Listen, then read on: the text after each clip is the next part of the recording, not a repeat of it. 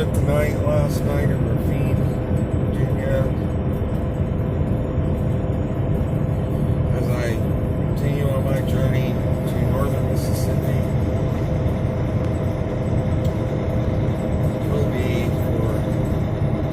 I'll be heading there tomorrow.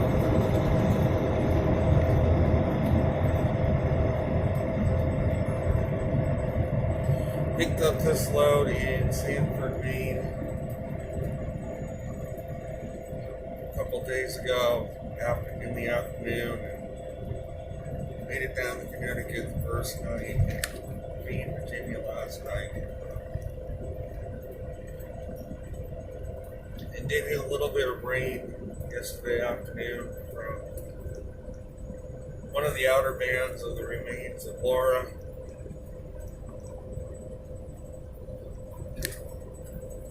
But it wasn't much. Laura has pretty much dissipated into just some showers, bands of showers and thunderstorms over the Tennessee Valley right now. May hit some of it later, but I don't think it's going to be much.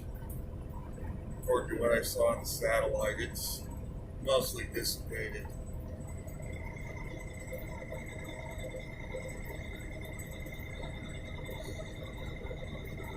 So that is what I'm going to talk about. I touched on in my last video, and I was the only one that I watched a lot of commentaries on Laura and intensification, most of them attributed to the Gulf of Mexico being so warm as to why it intensified like it did.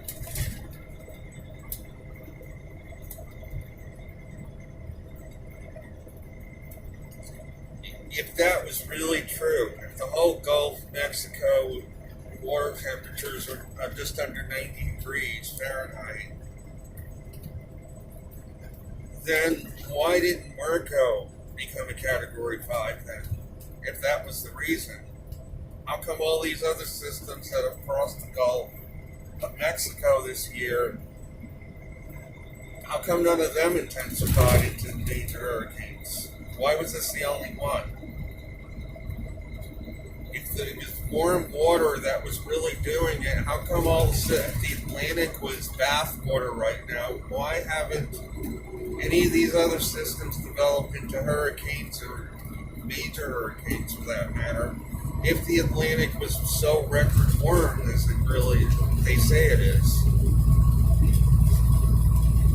then why hasn't every storm intensified this year? I mean, in 2005, we had Wilma, we had all kinds of major hurricanes that year, and most of them developed out over the Atlantic. They didn't develop at the last minute like these storms did. This one developed at the last minute. It was only 150 miles offshore when it explosively developed. Before that, it was pretty much a very weak system, would normally have not made much of an impact other than heavy rain, maybe a little bit of wind. It was only in the final less than 24 hours before it came ashore that it suddenly exploded into something huge, and I attributed it to a sudden uptick in the solar wind.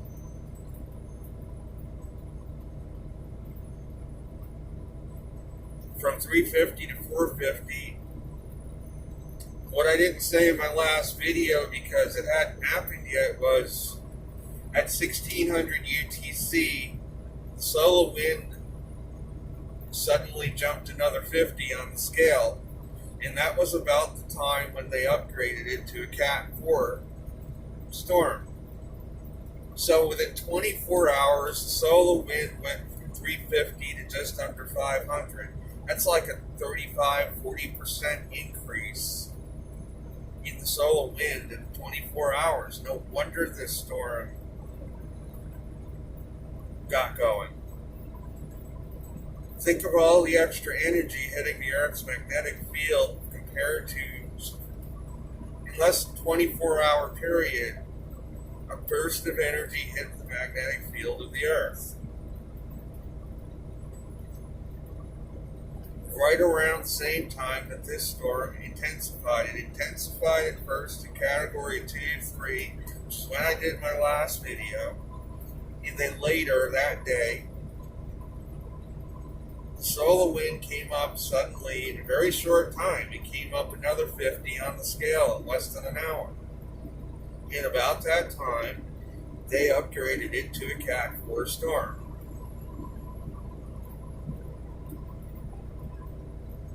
And then the solar wind remained elevated for the rest of the day, just under 500. I wouldn't say 500 is super high, but it's a lot higher than it's been.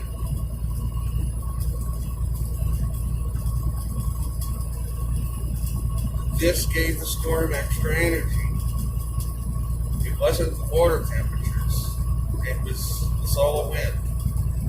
It was the water temperatures. Every storm that's been in the Gulf this year, you would think would have exploded into. If the oceans are so warm, how come this storm didn't develop out in the Atlantic into a hurricane? So many others in the past have. Came into the Gulf already as hurricanes. Formed in the Caribbean, even formed out in the Atlantic east of there, and moved across the Caribbean, and moved into the Gulf and slammed Texas or the Gulf Coast. They had been hurricanes already for days or even over a week. This storm did not even become a hurricane until less than 24 hours before landfall.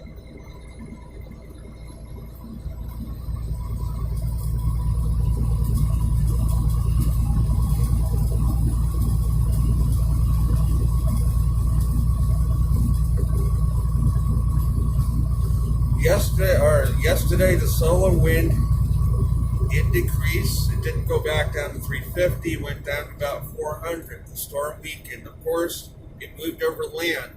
But now, pretty much, the system has dissipated. Even the remains, I looked at the satellite, it's almost completely dissipated now. Did the reduction in the solar wind have a play in that? Perhaps it did.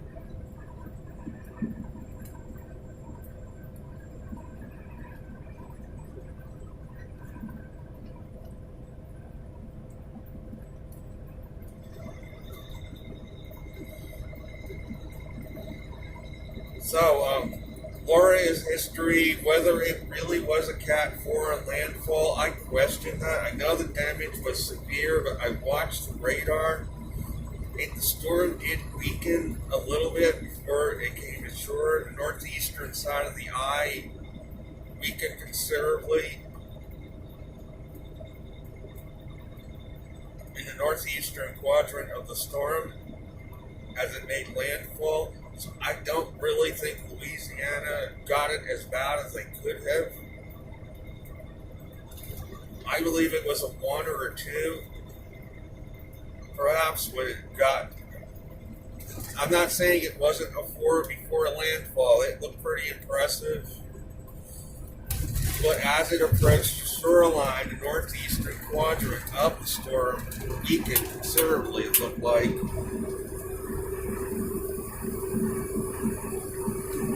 Because you think about Louisiana, how low-lying the coast is there, even a Category 1 is going to demolish the place. With flooding, even a Category 1 would level it, because it's so low-lying through there. I have driven along the coast of Louisiana there. The houses there are all on stilts. That's how low-lying that whole area is. Even a 4 or 5 foot storm surge there would completely level the place. I question whether it actually was a Cat 3 even at landfall. I question it. Of course, I'm not there to actually see the damage.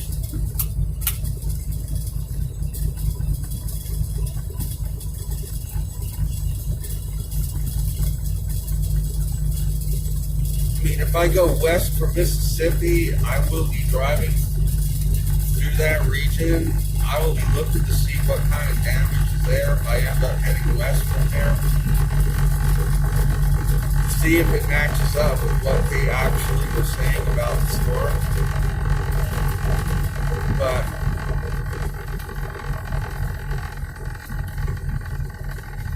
I watched it very closely on the radar.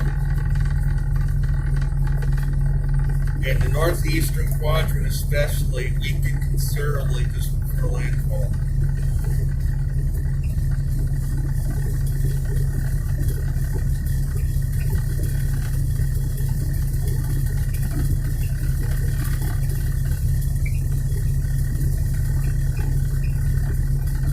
However, the eye did remain intact all the way, I think it was 150 miles inland.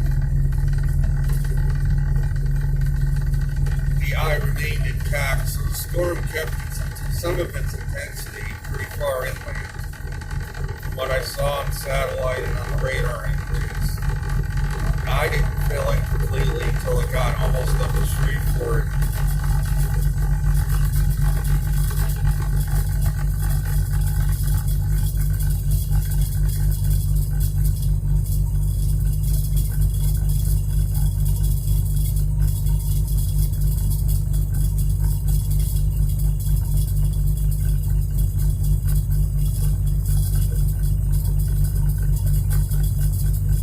We have to look at the overall perspective of this season. How many hurricane days have we actually had so far? Most of these storms have developed just before landfall, meaning they were not hurricanes for very extended periods of time. Maybe 24 hours they were a hurricane and that's it. Times past, like 2005, we had major hurricanes that basically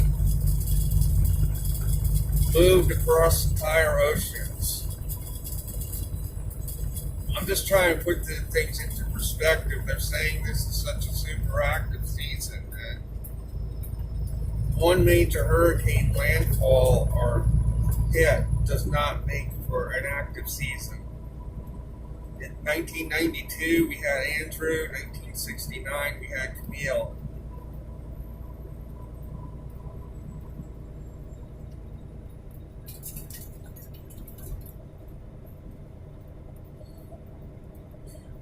And presently, there are no tropical systems globally. On average, 45 hurricanes globally form every year.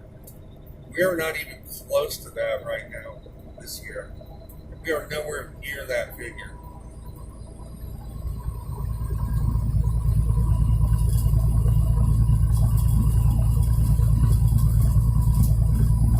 And currently there are no tropical weather systems anywhere globally, and this is something they are not telling you.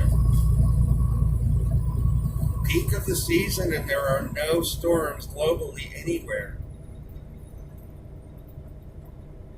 Of course, they're saying, oh, this is going to develop, oh, that's going to develop.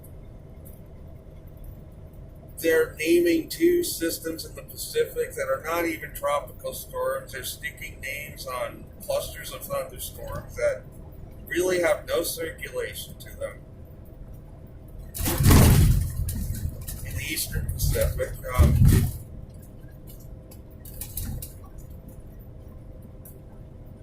the truth is, at the moment, peak of the season, there are no tropical cyclones globally right now.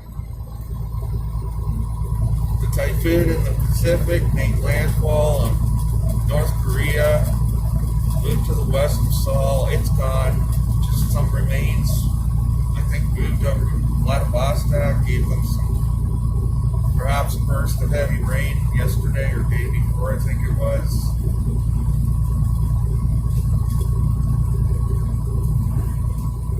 There is a large area of showers and thunderstorms east of the Philippines, but it's the interesting thing is it's not developing into anything. It's not developing into a typhoon or anything at the moment. There are lots of other tropical waves. The Atlantic, we have several, but at the moment, none of them are really developing. Of course, they're saying, oh, this has a chance of development. They're not at the moment doing anything development-wise.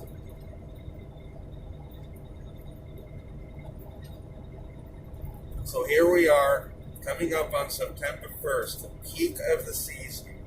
There are no tropical cyclones anywhere.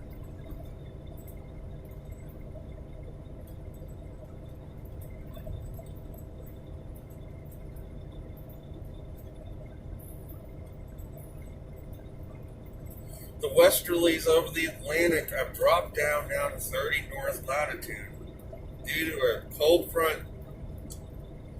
We have an intense low over Newfoundland, Canada. It's dropping a cold front all the way down south of Bermuda now.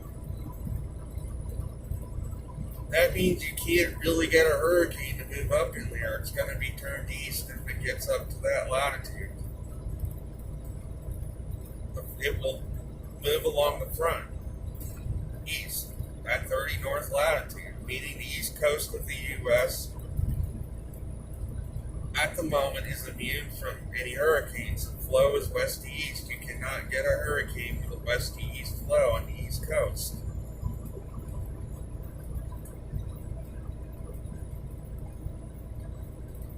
This same system brought some severe weather to the northeast. An impulse of energy moved along came down from Minnesota, came down through Michigan, through New York State, and gave some severe weather to Connecticut, to eastern Long Island, New York. Much of the New York City area got heavy thunderstorms, even some hail, tornado warnings. And this was from that low over Newfoundland. Intense area of low pressure, which brought some delightfully cool air southward into New England. I was up there in Maine a couple of days ago. It was delightfully cool.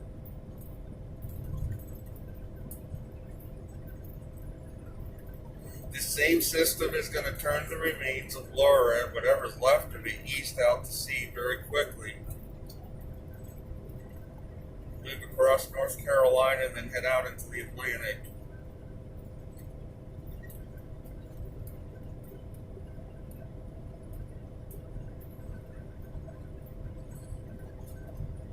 We have another intense area of low pressure moving across Great Britain, bringing some more wind and rain. And this again is another situation in the winter that could have led to big snows for the British Isles.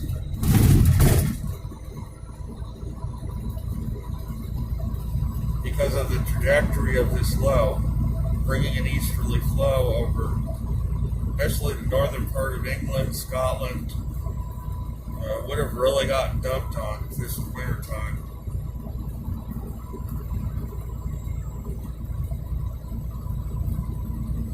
We have another low over Eastern Europe, bringing some rainfall to that area. Another low over Central Russia, bringing some chilly temperatures there. Even seen reports that some areas were getting some snow out of that low.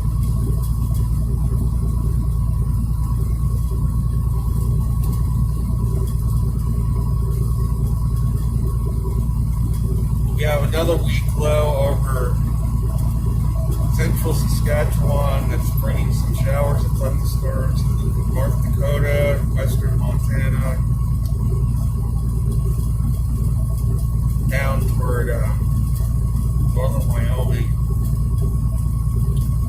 Going to bring some cooler temperatures to the west.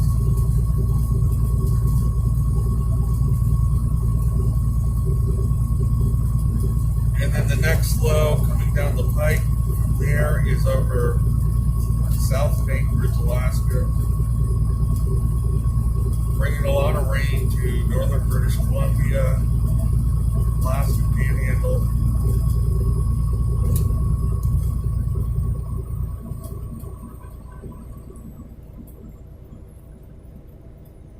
In the southern hemisphere, the weather in Australia has quieted down for now, although there is a front. There's still cold air circulating down into New South Wales, or up into New South Wales. There's a low pressure south of New Zealand, pumping some cold air northward. That region, the rest of Australia is getting milder. New Zealand, the South Island did pick up some showers, but nothing huge. Interaction with that low, the flow going up over the mountains, it looked like it kicked off some rainfall or even snow high up. In South America, some very, very cold air from Antarctica being pulled northward by an intense flow over the South Atlantic. Very cold air aloft. Lots of heavy snow showers moving through that region. Extreme southern Chile, extreme southern Argentina. Getting dumped on with some very heavy snow showers.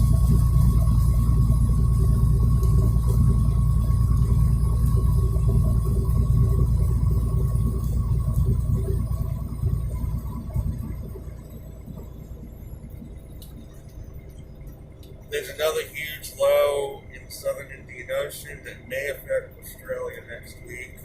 Remains to be seen, but it is a pretty intense low moving east.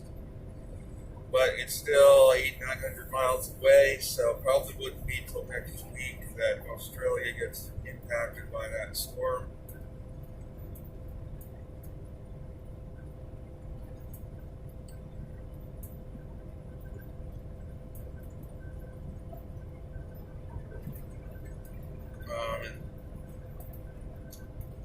That is it for the weather highlights.